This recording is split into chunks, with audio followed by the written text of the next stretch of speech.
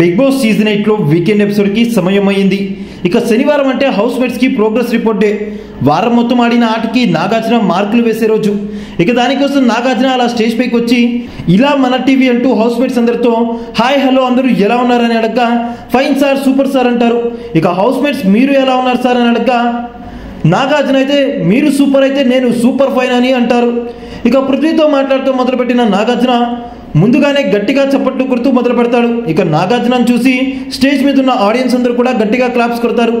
ఇక క్లాప్స్ వింటున్న Prithvi thank you sir అంటాడు. ఇక దానికి నాగార్జున పృథ్వీ నేను క్లాప్స్ ఎందుకు కొట్టానో తెలుసా అంటే నాకైతే కీ టాస్క్లో నేను ఆడిన దానికి అనుకుంటున్నాను సార్, ఎందుకంటే మీరు ప్రతిదీ పాయింట్ టు పాయింట్ చూస్తారు కదా, నాకైతే అదే అనుకుంటున్నాను అంటాడు పృథ్వీ. ఇక అప్పుడు నాగార్జున విష్ణుప్రియని పిలిచి విష్ణు ఈ మాట నీకు అర్థమైందా అంటే నాకేం అర్థం కాలేదు సార్ అంటుంది విష్ణుప్రియ. నాగార్జున మాట్లాడుతూ బిగ్ బాస్ వీడియో ప్లీజ్ అంటారు.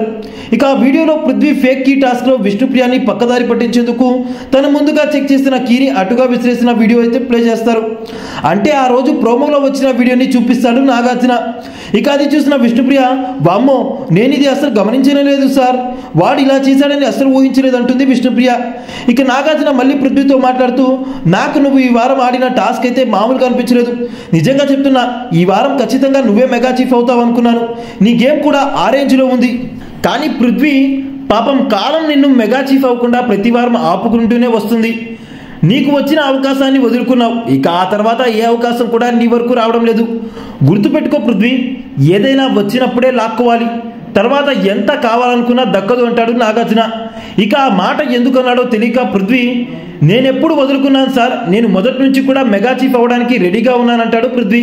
ఇక దానికి నాగార్జున మాట్లాడుతూ నీకు ప్రభావతి టాస్క్ వచ్చినప్పుడు పృథ్వీ నీకు నిఖిల్ రెడ్ ఎగ్ ఇస్తానంటే నాకు అవసరం లేదు, నాకు చీఫ్ అవ్వాలని లేదు అంటే అప్పుడు కదా నిఖిల్ సోనియాకి ఇచ్చాడంటాడు నాగార్జున. ఇక కథంతా గుర్తుకొచ్చిన పృథ్వీ నిజమే సార్ అంటూ మాట్లాడతాడు. ఇక మొత్తంగా నాగార్జున మాట్లాడుతూ పృథ్వీ ఒక విషయం గుర్తుపెట్టుకో, ఏదైనా ఒకసారి అవకాశం చేజారిపోతే మళ్ళీ రావడం చాలా కష్టం, అసలు రాకపోవచ్చు కూడా, కాబట్టి వచ్చిన దాన్ని ఏ రోజు కూడా చేజార్చుకోవద్దు. ఇలా నువ్వు ఎంత కష్టపడ్డా వచ్చిన అవకాశాన్ని చేజార్చుకుంటే వచ్చే ఫలితం మాత్రం ఉండదు అంటూ హితబోధ చేస్తూ రివ్యూ అయితే ముగిస్తాడు నాగార్జున.